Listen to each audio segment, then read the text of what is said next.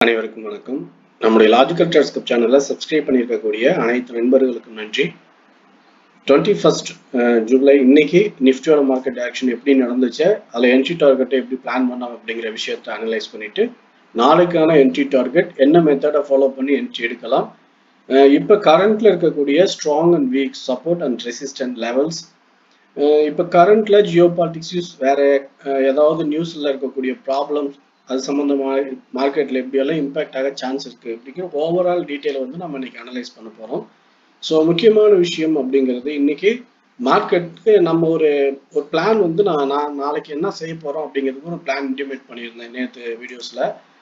For example அது வந்து பார்த்தீங்கன்னா இந்த ரேஞ்ச் தான், ஒரு ரேஞ்சு நம்ம பிளான் பண்ணிட்டு இந்த ரேஞ்ச் பிரேக் அவுட் ஆகுது அப்படின்ற பட்சத்தில் அப்சைட் பிரேக் அவுட்னா மேலே, டவுன் சைட் பிரேக் அவுட் அப்படின்னா கீழே அப்படின்ற மாதிரி நம்ம பிளான் வச்சிருந்தோம். ஆனால் இதில் நம்ம கொஞ்சம் காம்ப்ளிகேட்டடான ஒரு சுச்சுவேஷன் என்ன ஆயிடுச்சுன்னா, பிரேக் டவுன் கீழே டவுன் சைட் பிரேக் அவுட் ஆயிடுச்சு, ஆனால் க்ளோசிங் மேலே வச்சிருக்கு. ஸோ மார்க்கெட் வந்து பிரேக் அவுட் ஆகி க்ளோசிங் மேலே வைக்குது அப்படின்னு சொன்னால் மார்க்கெட் வந்து மறுபடியும் மேலே போகிறதுக்கான ஸ்ட்ராங் சிக்னல் அப்படின்றது தான் பிளான்.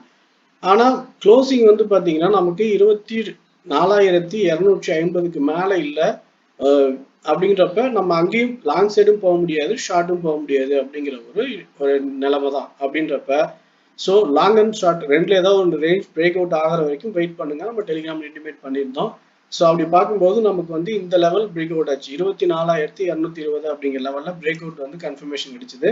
அதை கூட ஹைலி வோல்டரேட் ரேஞ்ச் இந்த லெவலில் கேர்ஃபுல்லாக ட்ரேட் பண்ணுங்க அப்படின்னு இன்டிமேட் நம்ம டெலிகிராம்ல பண்ணியிருந்தோம். ஸோ அந்த இன்டிமேஷன் முடிஞ்சதுக்கு அப்புறம் clear break out downside. So அங்கிருந்து நமக்கான பிளான் அப்படிங்கிறது 24,150 அப்படிங்கிறது நம்ம பிளான் வச்சிருந்தோம்.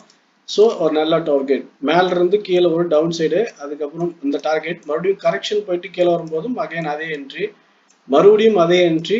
ஸோ கண்டினியூவா நமக்கு ஃபர்ஸ்ட் ஹாஃப்ல அதாவது ஒரு மணி வரைக்குமே பார்த்தீங்கன்னா நமக்கு புட்டுக்கான என்ட்ரி மட்டும் தான் வச்சிருந்தோம். மறுபடியும் சப்போர்ட் டச் பண்ணிட்டு மேலே போகும்போது இந்த ஸ்விங் ஹைக்கான ரெசிஸ்டன்ட் இருக்கு அப்படிங்கிறதையும், இந்த ரெசிஸ்டன்ட் பிரேக் அவுட் ஆனதான் மேலையும், இல்லை அப்படின்னா மார்க்கெட் மறுபடியும் ரேஞ்சு கூடுறதா இருக்கும் அப்படிங்கிற மாதிரி விஷயத்த இன்டிமேட் பண்ணோம் டெலிகிராம்ல. ஸோ அதனால இந்த ரெசிஸ்டன்ட் டச் பண்ணி கீழே வரும்போது நமக்கு புட்டு தான் அப்பயும் நம்ம பிளான் பண்ணோம். ஆனால் புட்டுக்கான வேல்யூ சூப்பராக கிடைச்சது இந்த இடத்துல. ஏன்னா இங்க ஒரு நல்ல ரேலி நடந்தது, டைம் டிகே அப்படின்றதுனால வந்து ஒரு நல்ல ரேலி இருந்தது. அதுல நமக்கு 50 பாயிண்ட் வந்து கிடைச்சது. ஸோ ஆல்ரெடி இதுலலாம் வந்து நமக்கு 30 பாயிண்டா வந்து எடுத்தோம் 3 என்ட்ரிக்கு. இங்க ஒரு 50 பாயிண்ட், கிட்டத்தட்ட 120 பாயிண்ட்ஸ் வந்து பாத்தீங்கன்னா இதில் நமக்கு ப்ராஃபிட் கிடைச்சது. அதுக்கப்புறம் நம்ம ட்ரேடிங் க்ளோஸ் பண்ணிட்டோம். ஸோ ஓகே, நமக்கான என்ட்ரி நம்ம ஏற்கனவே பிளான் பண்ண ரீசனபிள் ஒரு ரீசனோட நம்ம பிளான் வச்சிருந்தோம். அந்த பிளானை வந்து நம்ம இன்டிமேட் பண்ணோம், நமக்கு ப்ராப்ளம் இல்லை. அதே நேரத்தில் மார்க்கெட்ல நமக்கு எப்படி வேணா நடக்கும், நம்ம பிளைண்டா இருக்கணும் அப்படின்னு இருந்தாலும் கன்ஃபர்மேஷன் அப்படிங்கிற விஷயத்த பிளான் பண்ணி தான் நம்ம ஒரு என்ட்ரி எடுக்கணும் அப்படிங்கிற மாதிரி நம்ம இன்டிமேட் பண்ணோம். ஸோ அதே சேம் சினாரியோ தான் இப்பயும் நம்ம ஃபாலோ பண்ணிட்டு இருக்கோம். ஸோ ஓகே, இப்போ பார்த்தீங்கன்னா மார்க்கெட்ல இப்போ short term range, high term range அப்படின்னு ரெண்டு லெவலில் வந்து ரேஞ்ச் ஃபார்ம் ஆயிருக்குது. ஸோ இப்போ ரெண்டு லெவல் ரேஞ்ச் அப்படிங்கிறப்ப 24,150 இருந்து 200 வரைக்கும் 50 பாயிண்ட் ஒரு ரேஞ்சும், 200 இருந்து 250 வரைக்கும் இன்னொரு ரேஞ்ச் அப்படின்ற மாதிரி மாறி இருக்கு. ஸோ நெக்ஸ்ட் வீக், அதுவும் நெக்ஸ்ட் நாளைக்கு மார்க்கெட் ஓப்பன் அப்படிங்கிறத பொறுத்த வரைக்கும் 24,200 இந்த லெவலுக்கு மேலே வந்து மார்க்கெட் ஓப்பன் ஆகிறது அப்படின்னாலோ, அல்லது க்ளோசிங் கேப் டவுன் ஓப்பனோ அல்லது கேப் அப் ஓப்பன் ஆகி மேலே க்ளோசிங் வந்து 50 மினிட்ஸ்ல கிடைச்சது அப்படின்றப்ப நம்ம கரெக்ஷன் கால் எடுக்கலாம் அப்படிங்கிறது நம்மளுடைய பிளான் இப்போ நாளைக்கு. த ரீசன் இப்போ வந்து பார்த்தீங்கன்னா ஒரு ரேஞ்சுக்கான மார்க்கெட் ஃபார்ம் ஆயிருக்கு. இந்த ரேஞ்ச் அப்படிங்கிறது வெறுமனே இல்லாமல் மார்க்கெட் டைரக்ஷன் சேஞ்ச் ஆகிறதுக்கான ஒரு பிரேக் அவுட் இங்கே. ஸோ 24,200 அப்படிங்கிறது பிரேக் அவுட். இப்படி ஆச்சு அப்படின்னா இந்த swing low, minimum swing low அப்படிங்கிறது 24,150 அப்படிங்கிற லோ, 24,130 அப்படிங்கிற லோவை வந்து நம்ம ரெட்ல ஏதோ ஒன்று ஸ்டாப் லாஸா ஃபால் பண்ணா 130ங்கிறது ரொம்ப நல்லது. ஏன்னா வோல்டிலிட்டியில வந்து சடன் ஃபால் ஆகும்போது சம்டைம்ஸ் இங்கே ஹிட் ஆகிட்டு போகிறது கூட வாய்ப்பு இருக்கு. ஸோ இப்படி கிடைக்கும் போது மார்க்கெட்ல 24,200க்கு மேலே ஒரு கரெக்ஷன்ல கால் எடுக்கலாம். டார்கெட் வந்து ஒரு 50 பாயிண்ட் வந்து வச்சுட்டு ஃபர்ஸ்ட் டார்கெட்டும், அந்த டார்கெட்டுக்கு அப்புறம் ஒரு 50 பாயிண்ட் வந்து செகண்ட் டார்கெட் அப்படின்னு ரெண்டா பிரிச்சுக்கலாம். ஏன்னா நமக்கு ஃபர்ஸ்ட் டார்கெட் வரைக்கும் மேலே போகிறதுக்கான பாசிபிலிட்டிஸ் இருக்கு.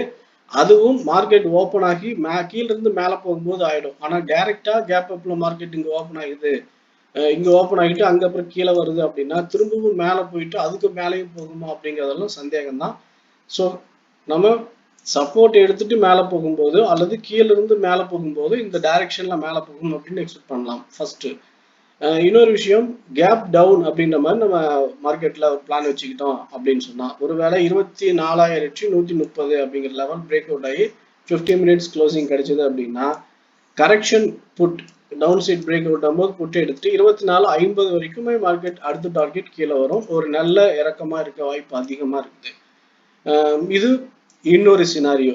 ஸோ இந்த ரேஞ்சுக்குள்ள பிரேக் அவுட் எந்த பக்கம் இருக்குது அப்படின்னு நம்ம பார்த்துட்டு பிளானை நம்ம வச்சுக்கலாம் அப்படிங்கிறது நாளைக்கான என்ட்ரி. ஸ்ட்ரைக் செலெக்ஷன் அப்படிங்கிறத பொறுத்த வரைக்கும் 24,100 அப்படிங்கிறது கிட்டத்தட்ட நம்ம 24,000 அல்லது 23,900 ரெண்டுல ஏதாவது ஒரு ஸ்ட்ரைக் வந்து காலுக்கும், புட்டை பொறுத்த வரைக்கும் 24,200 அல்லது 24,300 இந்த ரெண்டு ஸ்ட்ரைக்ல ஏதாவது ஒரு ஸ்ட்ரைக் வந்து புட்டையும் பிளான் பண்ணிக்கலாம். அதே நேரத்துல இப்ப ரெண்டு பிரேக் அவுட்டுக்கான லெவல்ஸ்ல நம்ம என்ட்ரி எடுக்கணும் அப்படின்னு நம்ம பார்த்துட்டு இருக்கோம். அதாவது பிரேக் அவுட்ல என்ட்ரி எடுத்தா சரியா இருக்கும், ஈஸியா இருக்கும் அல்லது சேஃபா இருக்கும்னு நம்ம யோசிக்கிறோம். இதுக்கு நடுவுல வந்து ஃபிளாட் ஓப்பன் ஆகி மேலையும் கீழேயுமா வந்து ஃபேக் இந்த ஹை பிரேக் அவுட் ஆகிற மாதிரி போயிட்டு சடனா கீழே வர்றதும், லோ பிரேக் அவுட் ஆகிற மாதிரி வந்துட்டு மறுபடியும் மேலே போயிடுறது, இப்படி எல்லாம் இங்க பேட்டர்ன்ல ரேஞ்சில் இன்சைட் ரேஞ்ச் வந்து ஃபார்ம் ஆச்சு அப்படின்னா நம்ம ட்ரேடை அவாய்ட் பண்ணிடணும். இந்த லெவல்ல நீங்க ட்ரேட் எடுத்தீங்க அப்படின்னா மறுபடியும் வந்து கன்ஃபியூஸ் ஆயிடும், ஈஸியா ஸ்டாப் லாஸ் அடிச்சு ஏறி இறங்க வாய்ப்பு இருக்கு. அதனால தான் ஸ்டில் மார்க்கெட்டோடைய ஒரு ஹையர் டைம் ஃப்ரேம் உடைய ரேஞ்ச் அப்படின்னு நம்ம பார்க்கும்போது நம்ம இந்த ரேஞ்சில் 24,150 இருந்து 300 கிட்டத்தட்ட ஒரு ஹையர் டைம் ஃப்ரேம் ரேஞ்ச் இதுதான். ஸோ இந்த ரேஞ்சுக்குள்ள ஒரு கரெக்ஷன், நம்ம அந்த கரெக்ஷன்ல ரெண்டா பிரிச்சு பாயிண்ட்ஸை வந்து நம்ம ஸ்பிளிட் பண்ணி என்ட்ரி எடுத்துக்கிறோம். ஸோ இது நம்மளுடைய சேஃப்டிக்காக. ஓகே ஃப்ரெண்ட்ஸ், இன்னைக்கான என்ட்ரி டார்கெட் அதாவது அதுல என்ட்ரி நம்ம எப்படி எடுத்தோம், நாளைக்கான என்ட்ரி டார்கெட் என்ன மெத்தட்ல என்ட்ரி எடுத்தா நமக்கு ஈஸியா அண்ட் சேஃபா இருக்க வாய்ப்பு இருக்கு அப்படிங்கிற விஷயங்களை நம்மளுடைய பாயிண்ட் ஆஃப் வியூல டிஸ்கஸ் பண்ணியிருக்கோம். ஸோ இந்த விஷயம் உங்க ஐடியாவோட கம்பேர் பண்ணி ஒரு சேஃபான என்ட்ரி எடுத்துக்கோங்க. இது சம்பந்தமா உங்களோட ஒப்பீனியன் எதுனாலும் கமெண்ட்ல சொல்லுங்க. இந்த வியூ பிடிச்சிருந்தா லைக் பண்ணுங்க, உங்க ஃப்ரெண்ட்ஸ் சர்க்கிள் ஷேர் பண்ணி சப்போர்ட் பண்ணுங்க. ஓகே ஃப்ரெண்ட்ஸ், தேங்க்யூ ஃபார் வாட்சிங்.